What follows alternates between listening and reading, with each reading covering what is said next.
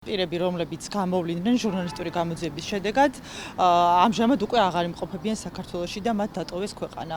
როგორ დატოვეს ქვეყანა, თაღლითური ჯგუფის წევრებმა კითხვაზე არც ერთ შესაბამის უწყებას პასუხი არ აქვს. თაღლითობა და უკანონო შემოსავლების ლეგალიზაცია, ორი მძიმე მუხლით დაწყებული გამოძიება და დაყადაღებული უძრავ-მოძრავი ქონება. ამ ყველაფერს თაღლითური კოლ-ცენტრის დამფუძნებლებისთვის ხელი არ შეუშლია. სავარაუდოდ სასჯელის თავიდან არიდების მიზნით ეგრეთ წოდებულმა სკამერებმა საქართველოს საზღვარი უპრობლემოდ გადაკვეთეს. მათ 3 წლის განმავლობაში სულ მცირე 35 მილიონი დოლარის გამოძალვა მოახერხეს უცხოეთის მოქალაქეების, ის რომ ჟურნალისტური გამოძიების გამოქვეყნების შემდეგ დაიწყო პროკურატურამ გამოძიება და გამოძიება ამ დრომდე მიმდინარეობს ორი მუხლით, ეს არის ფულის გათეთრების მუხლი და თაღლითობის მუხლი, თუმცა ამ დრომდე არც ერთი მათგანი არ არის დაკავებული და ჩვენი ინფორმაციით არ არიან საქართველოში ისინი დღეს. ევროპელი პენსიონერების ქართველი მძარცველების შესახებ ვრცელი ჟურნალისტური გამოძიება სტუდია მონიტორმა 30-ზე მეტ მედია საშუალების ჟურნალისტთან ერთად ჩაატარა.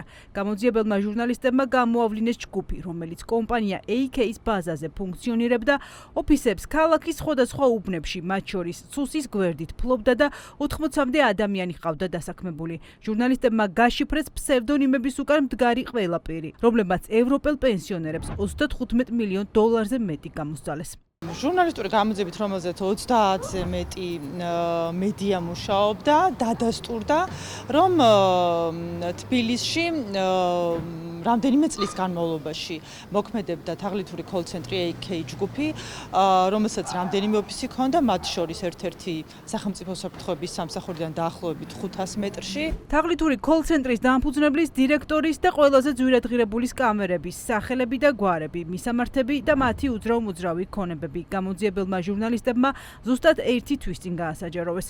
პროკურატურამ გამოძიება დაიწყო, დააყადაღა ქონებების სახლები, თუმცა აქაც ირკვევა, რომ ყადაღა სავარაუდო თაღლითებისთვის დაბრკოლება არ აღმოჩნდა. გავიგერო ეს ზაზა თუ რაღაცა.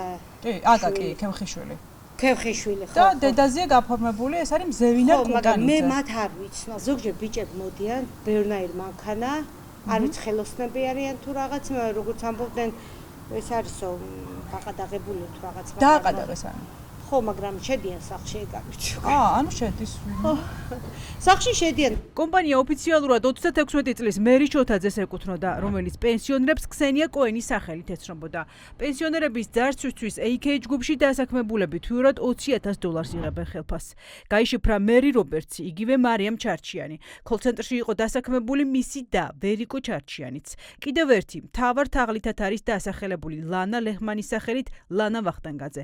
ეს ადამიანები თბილისის ოფისებიდან უცხოელებს მინიმუმ 3 წლის განმავლობაში ძარცვოდნენ. გამოძიება გავიდა კომპანიის არაფორმალური ხელმძღვანელის აკაკი ქევხიშვილის კვალზეც.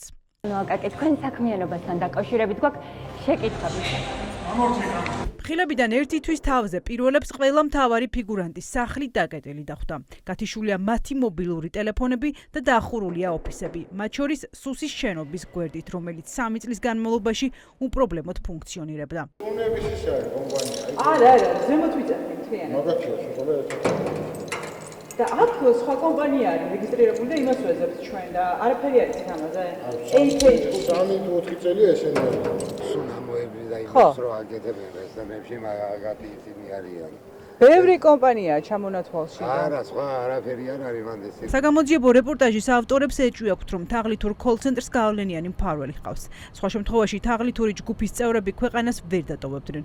ჯერი ახლა პროკურატურაზეა. საგამოძიებო უწყებამ თაღლითური ჯგუფის წევრები საერთაშორისო ძებნაზე უნდა დასვას, რომ ეს ეჭვები გააბათილოს.